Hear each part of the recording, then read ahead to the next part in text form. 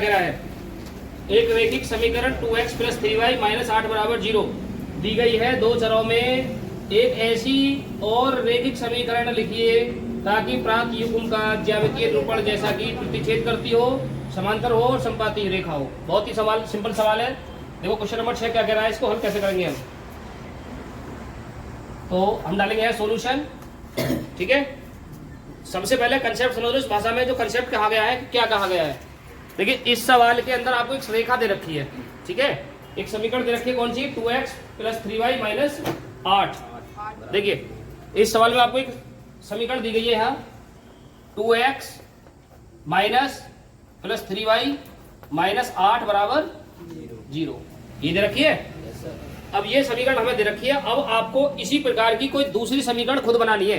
अब तक आप कैसे सवालों को पढ़ते आ रहे हो बताओ। ये क्वेश्चन नंबर हमारा 6 है। 6 से ऊपर 1 2 3 4 5 तक जाओ अच्छी तरह से और देखो आपको क्या हर एक सवाल में 2 समीकरण नहीं दी जाती थी। बताओ क्या ये समीकरण 1 और यहाँ आपको समीकरण 2 दी जाती थी या नहीं दी जाती थी, बताओ मुझे। हर एक सवाल में दी जाती थी। तो वही समीकरण अब की बार आपसे पूछ रहा है, मतलब सवाल को थोड़ा सा घुमा के दिया है, हल्का सा, बस आपको भाषा समझनी है इसमें। तो देखिए, लेकिन हमें उसका रास्ता बता दिया उसने कि इससे सवाल के आंसर तक आपको पहुंचना किस प्रकार है। तो इसमें आपको 3 समीकरण दे रखी है उसने। देखो पहले इसको देखो, समझ लो इसको। पहली रेखा क्या कह रहा है, वो प्रतिच्छेद करती हो, ये कह रहा है प्रतिच्छेद करती हो। दूसरा क्या बता रहा है, बताओ, समांतर रेखा हो, समांतर, समांतर रेखा हो। तीसरी क्या है, तीसरी कह रहा है समपाती रेखा हो। प्रतिच्छेद करती हो और संपाती रेखा हो, समांतर रेखा हो, यही तो पूछ रहा है। अब बताओ आप प्रतिच्छेद रेखा कब कहते थे, किस रेखा को कहते थे प्रतिच्छेद, बताइए। आप प्रतिच्छेद तभी तो कहते थे जब A1 और A2 का अनुपात नहीं होता था B1/B2 के अनुपात के बराबर। क्यों भाई, ऐसा ही है ना। जब ये दोनों अनुपात हमारे आपस में बराबर नहीं होते थे तभी तो हम इसको प्रतिच्छेद कहते थे। और फिर समांतर की बात करें तो समांतर कब आता था, बताओ। समांतर जब आता था जब बताओ शुरू के 2 मान बराबर आते हो और तीसरा मान बराबर नहीं था, तो उस ऐसे को हम बोलते थे समांतर रेखा, समांतर रेखा। और संपाती रेखा, संपाती रेखा तब थी जब हमारे तीनों मान बराबर थे। आगे परिभाषा में नहीं आ रही। ये तो बेटे वो है जो अब तक आपने सवाल करे हैं और इन्हीं के आधार से ही हमारा ये सवाल हल होगा। इन्हीं के आधार से हल कैसे होगा जरा ध्यान से समझना। आप देखो यहाँ है कंसेप्ट, तो बेटे इसको हटाओ, इसकी तो हमने वैसे बताया था तुम्हें। यहाँ A1 का मान निकाल लो, कितना आएगा बताओ। A1 का मान कितना आएगा, यहाँ 2, B1 का मान कितना आएगा 3 और C1 का मान कितना आएगा -8, ठीक है। अब आप A1 B1 C1 के मान हमें मिल गए इस समीकरण से। अब A2 B2 और C2 के मान इस प्रकार से रखो, ऐसे लगाओ सोच के, कैसे कि जो A1 का अनुपात हो, A1 A2 का अनुपात हो, B1 B2 के अनुपात के बराबर नहीं आना चाहिए। देखो ध्यान से समझो, कंसेप्ट लगाओ। देखो कैसे शॉर्ट ट्रिक से करेंगे सवाल को। जब प्रतिच्छेद की बात करें ना, जब प्रतिच्छेद की बात करें तो आपको क्या करना है, A के मान को B की जगह और B के मान को A की जगह उठाकर रख देना है। आई बात समझ में नहीं आई। जब प्रतिच्छेद की बात कर रहा हूँ, विशेष रूप से बता रहा हूँ, प्रतिच्छेद के लिए A के मान को B की जगह और B के मान को C की जगह पे। तो हम इस प्रकार से करेंगे। यहाँ नंबर पहला, नंबर 1 क्या लिखोगे कि रेखा प्रतिच्छेद करती हो। पहला पॉइंट यही तो है, रेखा प्रतिच्छेद करती हो। तो दूसरी समीकरण बताओ क्या बनेगी। तो दूसरी समीकरण बताओ, दूसरी समीकरण क्या बन जाएगी। याद रखा 2x, तो ये क्या लिखेंगे 3x, मतलब 3 को ले जाओ यहाँ, 2 को ले जाओ इधर, 3x और फिर प्लस ये इधर कितना लिखा है 3y, 3 कितना हो जाएगा 2y और माइनस के 8 का 8 को रहने दो, मत रहने दो, हमें इससे मतलब ही नहीं होता क्योंकि हमें तीसरा मान इसमें देखना ही नहीं है। हमें तो A और B के मान देखने हैं, ठीक है। तो A और B के मान तो देखने हैं हमें भाई। A का मान देखो, B का मान देखो, C कहाँ है इसमें चर्चा। तो C का तो C छोड़ो या मत छोड़ो, मर्जी है तुम्हारी, चाहे बदलना चाहो बदल दो। 8 का 16 कर दो, 8 का 4 कर दो, कम कर दो या बढ़ा दो, कुछ भी कर दो। तो इस प्रकार से हमारी दूसरी रेखा निकल के आ जाएगी। यहाँ ये हो गया, एक तो आंसर ये हो गया। बस इतना ही करना है तुम्हें, क्योंकि समीकरण ही बतानी है, ठीक है। ये बताओ ये बात किससे समझ में आई, किसके समझ में नहीं आई। बहुत ही शॉर्ट ट्रिक से बताया है कि जब प्रतिच्छेद की बात कर रहा हो तो उल्टे कर दो। A के मान को B की जगह पहुंचा दो, B के मान को C की जगह A की जगह पहुंचा दो, काम खत्म। चलिए पहला सवाल हो गया। दूसरा देखिए, दूसरा क्या कह रहा है कि रेखा समांतर हो, समांतर रेखा हो या रेखा समांतर हो। तो क्या लिखा है, समांतर रेखा हो, समांतर रेखा हो तो दूसरी समीकरण क्या बनेगी बताइए। तो दूसरी समीकरण क्या बनेगी, देखिए समांतर में क्या करना है, a1 a2 b1 b2, समझ रहे हो बात को।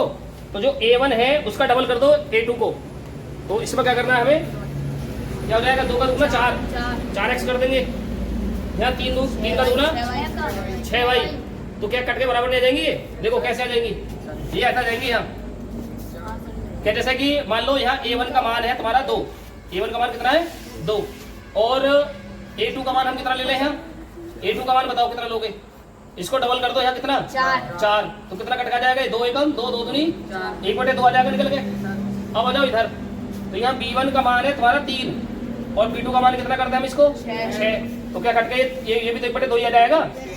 और हमें यही तो लेकर आना है, मतलब शुरू के 2 मान बराबर लेकर आने हैं, तीसरा मान बराबर नहीं लेकर आना है, तो तीसरे को जैसा है ऐसा कैसे छोड़ देना। 2 ट्रिक बताइए मैंने तुम्हें, बस 3 बातों का विशेष ध्यान रखना है, 3 बातों को ध्यान कर लो। पहली बात क्या है कि जब प्रतिच्छेद कर रहा हो तो प्रतिच्छेद में उल्टा कर दो, a के मान को b की जगह और b के मान को a की जगह पे कर दोगे इतना काम। अच्छा दूसरे में फिर क्या करा है, समांतर रेखा हो तो क्या करेंगे, समांतर रेखा हो तो डबल कर दो सबको, डबल मतलब दुगना, दुगना कर दो, 3 गुना कर दो एक जैसा ही। अगर इसको डबल कर रहे हो तो इसको भी डबल करो, फिर शुरू के 2 मानों को a और b के को, तो देखो क्या करोगे, यहाँ कितना कर दोगे, इसकी जगह देख के दिया 4x फिर 6y और माइनस के 8 को 8 छोड़ दो, चाहे कुछ भी छोड़ दो, मर्जी तुम्हारी, कितना कर दो 8, इसको डबल मत कर देगा, इसको डबल कर दिया तो बन जाएगा फिर संपाती का, ये समझ लेना। तो हम क्या कर देंगे, इसको 8 का 8 ही छोड़ दो बस, बराबर 0, ये होगी दूसरी समीकरण। यहाँ तक आया, समझ में नहीं आया, चलो अब देखो तीसरा देखो यही बता दे रहा हूँ, तीसरा के ऊपर देखो तीसरा कैसे बनाओगे। अब की बार देखो, अब की बार तो और भी ज्यादा पहुंचे, क्या है तीनों मान समान लेकर आने, मतलब बराबर करने, मतलब a b और c तीनों के मान को डबल कर दो या 3 गुना कर दो, 4 गुना कर दो एक जैसा ही। बताओ कितना करवाओगे, डबल कर दो, डबल करोगे कितना हो जाएगा, यह जाएगा 4x प्लस 6y और माइनस के 16 बराबर 0। हो गया काम खत्म, हो गया आंसर, बस इतना ही है। उतार लो जल्दी से सवाल को,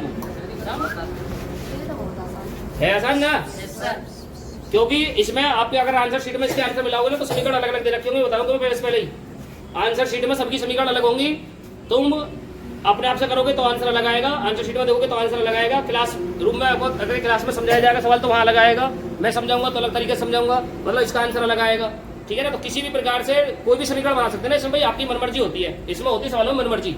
मनमर्जी का मतलब कोई 2 रखेगा, कोई 3 रखेगा, कोई 4 रखेगा, कोई 5 रखेगा, कोई 6 रखेगा, कोई 10 रखेगा, कोई 20, कोई 50, कोई 100, कोई 200, कुछ भी मान लगा सकता है, ठीक है ना।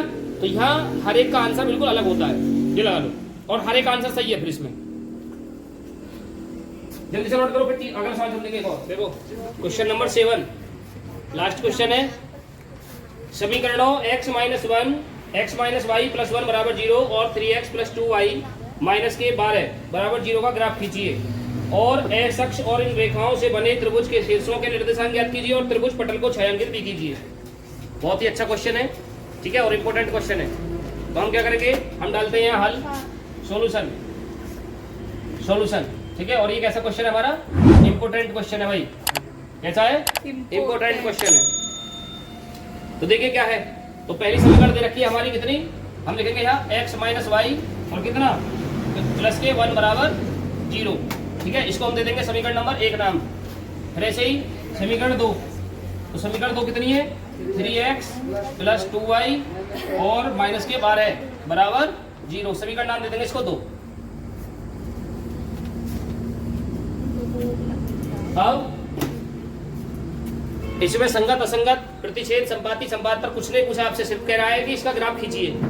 ग्राफ खींचने का मतलब ये पहले से ही संगत रेखा है, ठीक है, आपको नहीं बतानी है, आपको सिर्फ ग्राफ खींचना है। तो हम क्या करेंगे, यहाँ सबसे पहले हम निकालेंगे इनके बिंदु निकालेंगे, क्या करेंगे, समीकरण 1 से, क्या करेंगे, समीकरण 1 से। तो समीकरण 1 को उठा लो, x माइनस वाई प्लस 1 बराबर 0। अब बताओ कौन से तरीका से आप इसके बिंदु निकालना चाहोगे, डायरेक्ट इसी तरीका से निकालूं या पहले पक्षांतर करके बताऊं, ऐसे निकाल दें। तो बताओ क्या रखोगे, x बराबर बताओ क्या रखोगे, यहाँ x बराबर 0। जब x बराबर 0 रखोगे तो क्या हो जाएगा, देखिए यहाँ हो जाएगा हमारा 0, तो 0 माइनस वाई प्लस 1 बराबर 0, ठीक है, तो हम क्या करेंगे यहाँ माइनस का वाई बचेगा, यहाँ माइनस का वाई और 1 का पक्षांतर कर दोगे तो इधर को जाएगा माइनस का 1। ठीक है भाई, 0 में से जब वाई घटेगा तो माइनस का वाई बचेगा, और जब 1 का पक्षांतर करोगे इधर जाके तो चिन्ह बदल जाएगा, माइनस का वाई हो जाएगा। तो यहाँ माइनस से माइनस खत्म, वाई का मान आ जाएगा 1। तो इस प्रकार से हम यहाँ लिख सकते हैं क्या कि x और y का जो मान रखेंगे हम, x का मान कितना आ रहा है 0 और y का मान कितना आ रहा है 1। पहला बिंदु निकल के आ गया सामने। अब दूसरा बिंदु निकालो ऐसे ही। अब की बार y बराबर रख लो, कुछ भी क्या रखोगे बताओ। अब की बार y बराबर 0 रख लो, तो जब y बराबर 0 रख दोगे यहाँ तो ये हो जाएगा हमारा x माइनस 0 और कितना प्लस के 1 बराबर 0। तो देखिए क्या हो जाएगा, x में से 0 घटाओ, जब x में 0 घटाओगे तो x ही बचेगा, और प्लस 1 बराबर 0, और जब 1 का पक्षांतर करोगे इधर को तो क्या सा हो जाएगा माइनस का, तो x बराबर क्या आ जाएगा माइनस के 1, माइनस के 1। तो हम क्या कह सकते हैं यहाँ, तो x बराबर माइनस के 1 और y बराबर कितना 0। बताइए मान समझ में आए या नहीं आए, यहाँ तक मान समझ में आ गया। अच्छा, इसी प्रकार से समीकरण 2 को हल करोगे। इसी प्रकार से हम क्या करेंगे, समीकरण 2 को हल करेंगे। फिर लिखेंगे हम यहाँ समीकरण नंबर 2 से, समीकरण 2 से। तो समीकरण 2 को उठा लो की बार, ये भी 3x प्लस 2y माइनस के 12 बराबर 0। तो इसको हल्का सा एक स्टेप सरल कर लो, हल्का सा, ठीक है, ताकि सवाल और ज्यादा आसान हो जाए। इससे भी ज्यादा आसान हो जाएगा अब की बार। क्या हो जाएगा 3x प्लस 2y और 12 का पहले ही पक्षांतर कर लो, क्योंकि हमें लास्ट में पक्षांतर करना पड़ता है बाद में आके भी। तो अब की बार पहले ही कर लो इसको, तो बराबर का हो जाएगा प्लस के 12, क्योंकि इधर माइनस का इधर जाके प्लस हो जाएगा। ठीक है, अब रखना शुरू करो इसमें मान। तो बताओ x का मान क्या रखोगे यहाँ, x का मान 0। जब x का मान 0 रखोगे तो भैया यहाँ रखना पड़ेगा तुम्हें 0। तो क्या करोगे 3 गुणा 0, 3 गुणा 0 प्लस कितना बचेगा 2y। भाई 2y होगा बराबर कितना हो गया 12। तो भाई ये तो हो गया 0 सगरा। भाई जब 0 में 3 की गुणा करोगे तो 0 खत्म। यह कितना बचेगा 2y बराबर कितना आ जाएगा 12, और y बराबर कितना आ जाएगा 12/2। बताओ y का मान कितना आ गया 6। तो ऐसे इसका ग्राफ बना लो यहाँ, x और y। बताओ x का मान कितना रखा था हमने 0, x का मान कितना रखा था हमने 0, y का मान कितना मिला 6। है तो बस भाई। अब इसी प्रकार से हम क्या करेंगे, y का मान रख लोगे या दोबारा x का मान रख लो, कोई जरूरी नहीं है कि y का मान रखा, हम x का मान भी दोबारा रख सकते हैं। तो y का मान रख लो कि बार यहाँ तुम 0, y का मान 0 तो रखो। फिर इसी समीकरण में आपको रखना है बार बार। तो अब की बार 3x लिखा जाएगा 3x और प्लस यहाँ रखा जाएगा अब की बार 0। तो क्या हो जाएगा 2 गुणा 0 बराबर कितना 12। तो ये कितना बचेगा यहाँ 3x और ये कितना हो जाएगा पूरा 0, 0 को छोड़ दो आगे चलो, कितना हो गया 12। x बराबर बताओ कितना आ जाएगा, x बराबर आ जाएगा 12/3। कितना आ जाएगा कट के दिया, 3 का पहाड़ा पढ़ दो, 12 में 3 चौक 12। तो x का मान कितना आ गया 4। तो हम लिख सकते हैं यहाँ x का मान अब की बार आया 4, तो y का मान कितना था 0। दोनों समीकरणों से हमारे दोनों बिंदु बाहर निकल आए। जल्दी से फटाफट नोट करो, ग्राफ बनाएंगे अब की बार हम।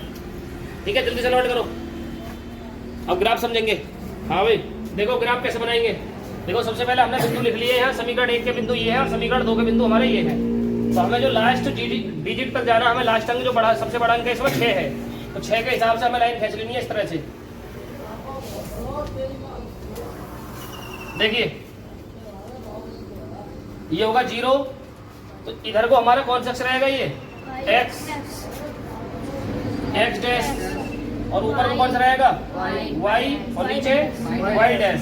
ठीक है, इधर को सामने को हमें गिनती लिख लेनी है 6 तक, 1 2 3 4 5 और 6। इधर को ले लेनी है हमें माइनस की, तो माइनस का 1 माइनस का 2 -3 -4 -5 और -6। ठीक है, ऊपर को प्लस की, +1 +2 +3 +4 +5 और +6। ठीक है, और नीचे माइनस की रखेंगे, तो -1 -2 -3 -4 -5 और -6। अब हमें बनाना ग्राफ। तो ग्राफ हमने तैयार कर लिया है, अब हमें बनानी है क्या रेखा। अब रेखा खींचनी है हमें समीकरण 1 की और समीकरण 2 की। तो देखो रेखा कैसे खींचेंगे, ध्यान से समझते रहो। हमें जो x अक्ष पे जाना है 0 और y अक्ष पे जाना है 1 तक। x अक्ष पे 0 तो हमारा यहाँ होगा 0 और y अक्ष पे जाना है 1, तो हमारा 1 हो गया ये पॉइंट। तो इस पॉइंट का नाम दे देते हैं यहाँ, देखिए इस पॉइंट का नाम दे देंगे हम क्या 0,1। ठीक है, ई नाम दे दिया हमने इस पॉइंट को, समझ रहे हो। अब देखो आगे फिर जाना हमें -1 और y पे 0, मतलब x पे -1, तो देखो इधर x पे -1 और y पे 0, y को छोड़ दो, बस इसी का ध्यान रखो। तो इस वाले पॉइंट का नाम दे देते हैं हम यहाँ, क्या पॉइंट का नाम देते हैं, इस वाले पॉइंट का नाम दे दो इधर। तो देखिए क्या नाम आ जाएगा, पहले इसकी एक सीधी रेखा खींच लो यहाँ से इन दोनों बिंदुओं को मिलाते हुए ऐसे। अब इधर नाम दे देते हैं हम यहाँ q, और इसका मान हो जाएगा -1, -1, और हमने एक रेखा खींच ली यहाँ से। रेखा समझ में आ रही है नहीं? कैसे खींची है? इस वाले बिंदु को यहाँ और इस वाले बिंदु को यहाँ को टच करते हुए दोनों को सीधी रेखा खींच देनी है हमें इसी तरह से पैमाना लगा के। इस रेखा का नाम बता दो क्या है, इस समीकरण का नाम बताओ कितना आ रहा है, x बोलो है पहले समीकरण 2x हाँ x प्लस अरे हद हो गई x माइनस y प्लस 1 बराबर समीकरण का देख के बोल जा रही इतनी देर में सवाल हो जाएगा पूरा। x माइनस वाई प्लस 1 बराबर 0,